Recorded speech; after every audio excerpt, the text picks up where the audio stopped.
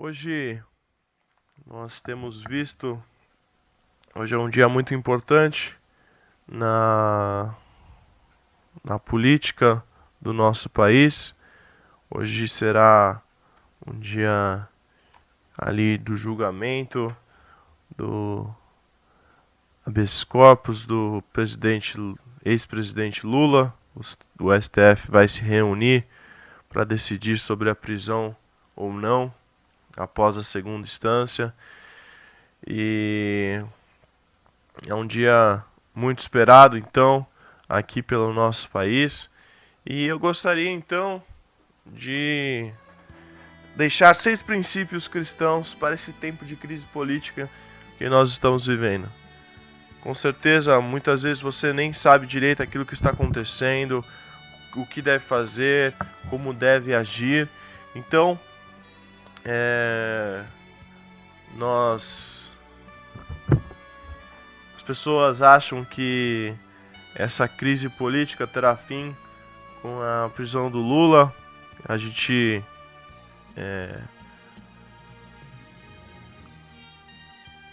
espera por isso, mas essa crise política é uma linha muito tênue. Então, alguns princípios cristãos que temos que ter na nossa vida, eu gostaria de elencar 6 desses princípios. O primeiro princípio é: mais importante do que saber qual posição adotar é saber como se comportar. Nesse momento em que a política ameaça dilacerar o mundo cristão, talvez mais a sociedade como um todo, vamos sugerir então aqui alguns princípios para o debate político. Esses princípios levam em conta que esse momento passará e que dentro de alguns anos os cristãos não terão mais de se posicionar sobre Lula, Aécio, Dilma, Sérgio Moro, mas ainda terão de conviver entre si como irmãos na fé e dar à sociedade um exemplo de seriedade e sabedoria. Daí a importância de cultivar o pluralismo político natural da comunidade cristã, de saber debater e discordar sem excomungar mutuamente ou distorcer nas motivações alheias, lembrando que a política, embora muito séria, pertence ao reino aqui do mundo e não do absoluto, à esfera das convicções, mas não com raras exceções, à esfera das doutrinas básicas da fé. Então, nós devemos saber como nos comportar diante dessa situação. Não adianta nada nós defendemos algo, alguém, e nós simplesmente começarmos uma guerra entre irmãos, começarmos uma guerra entre igrejas, porque uma briga com a outra. O importante é nós sabemos como nos comportar diante de tal situação. E algo muito importante é cultivar o recato político cristão. Para você que não sabe, recato é decência, evitando dano, transtorno, cautela. Então, cultivar esse recato político cristão. Em matéria de política, o cristianismo se caracteriza por um certo recato, uma certa hesitação, um não dogmatismo, um amplo espaço livre de discordância legítima entre os cristãos. Então, nós devemos tomar cuidado com isso. Temos exemplos na Bíblia, e esse recato vem de parte das origens históricas da fé. Alguns contrastes com o Islã nos ajudam a entender o que significa. Por exemplo, o fundador do Islã governou um estado.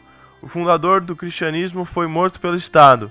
Os seguidores do primeiro gozaram de poder político desde o começo, controlavam o território, implementavam suas leis e usavam a força. Os seguidores do segundo passaram 300 anos sem poder político, com uma comunidade voluntária, transnacional e transétnica. Foi nesse período, então, que as escrituras normativas foram escritas. Por isso, o cristianismo, via de regra, tem menos autoconfiança política do que o Islã, por exemplo, porque se sente menos à vontade para exercer o poder em nome de Deus ou dar receitas políticas em nome da fé.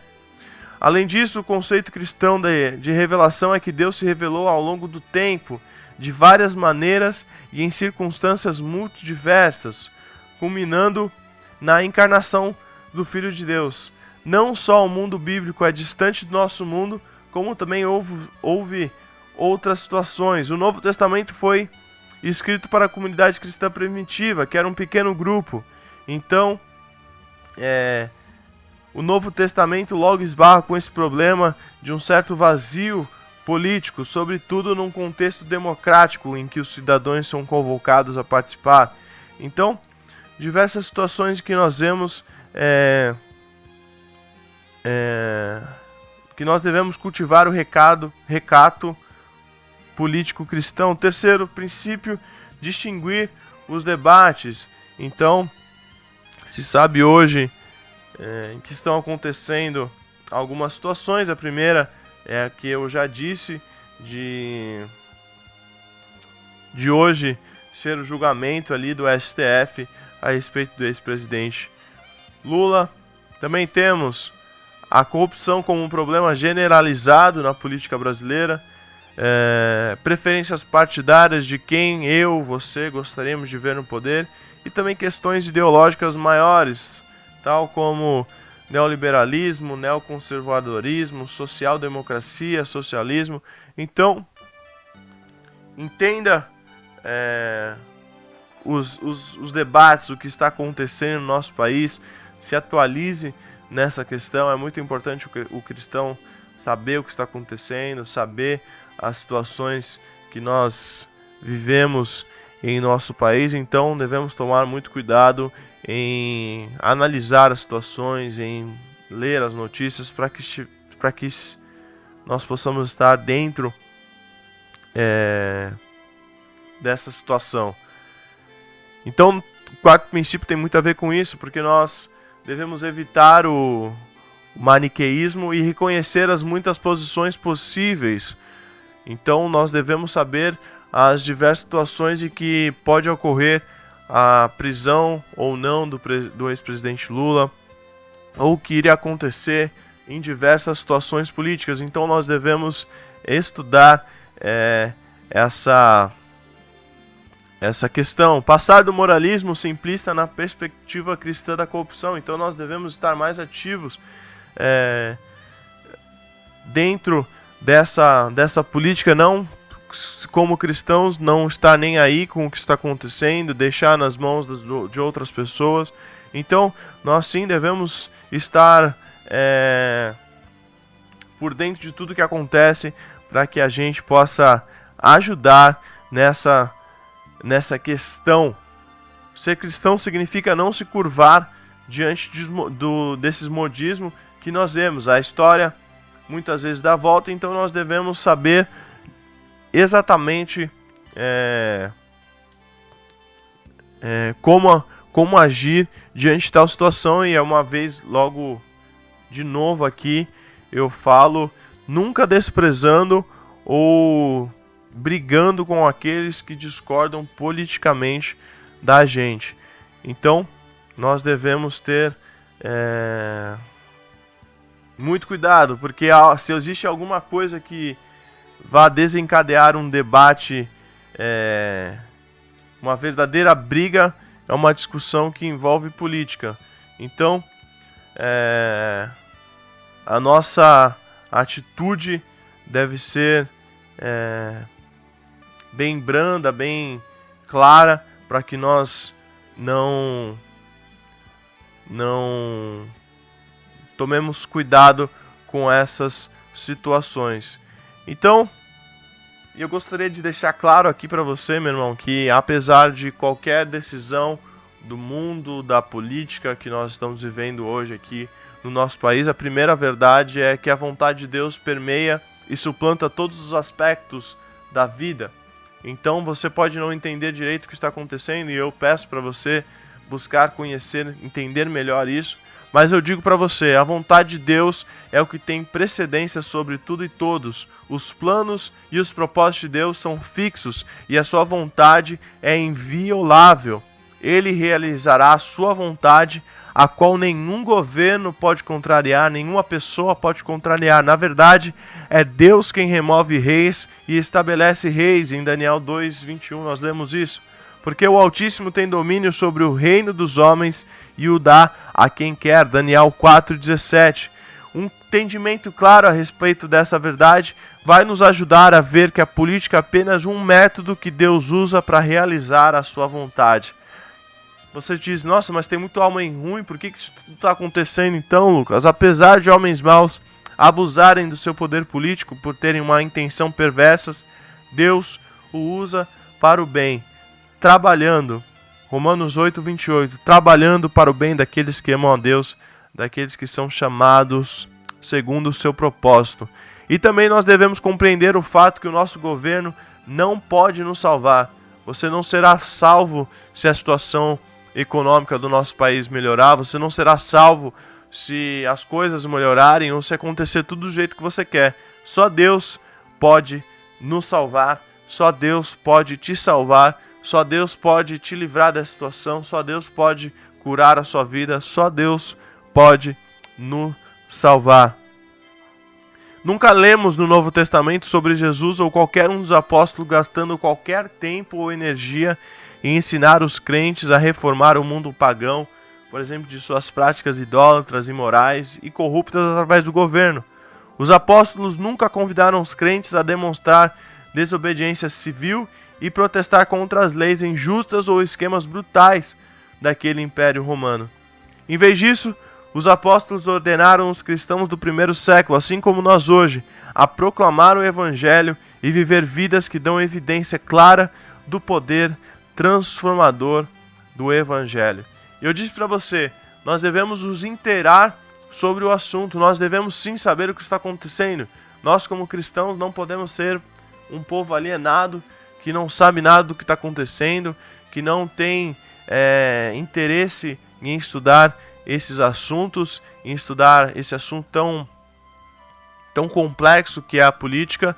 Mas sim, nós devemos estudar, saber o que está acontecendo no nosso país, mas também, como eu disse aqui, com muita ordem, com muita decência. Então, nós vemos aqui que muitas pessoas têm vivido épocas diferentes. Eu tenho vivido uma época diferente, talvez que você, que é um pouco mais velho que eu, já tem vivido. E nós temos visto os governos antagônicos, repressivos, governos pagãos. Isso era especialmente verdadeiro sobre os crentes do primeiro século, que sobre regimes, por exemplo, os impiedosos sustentaram a fé sob imenso estresse cultural. Entendiam que eles e não os governos eram a luz do mundo e sal da terra. Então, quando nós seguimos os ensinamentos das Escrituras, nós nos tornamos a luz do mundo, como Deus planejou que nós fôssemos. Então nós devemos ter a esperança somente em Deus. Como eu disse no começo, nenhum governo político, nenhum partido político pode nos salvar. Somente Deus pode nos salvar. E eu termino dizendo, as entidades políticas não são o salvador do mundo. A salvação de toda a humanidade tem sido manifestada em Jesus Cristo. Deus sabia que o nosso mundo precisava de salvação muito antes de qualquer governo nacional ter sido fundado, muito antes de qualquer político ter entrado ali. Deus sabia de tudo isso. Ele mostrou ao mundo que a redenção não poderia ser realizada através do poder do homem, sua força econômica ou a sua política. A paz do Espírito, contentamento, esperança, a alegria e a salvação da humanidade são realizados somente através da sua obra de fé, amor e graça. Então que nesse dia tão importante do nosso país, nós possamos depositar a nossa esperança não em decisões de pessoas, decisões de tribunais, mas que possamos depositar a nossa fé em Deus, no seu amor e na sua graça, que é o único escape verdadeiro e é o único que pode nos salvar de uma maneira plena e abundante o nosso país. Amém?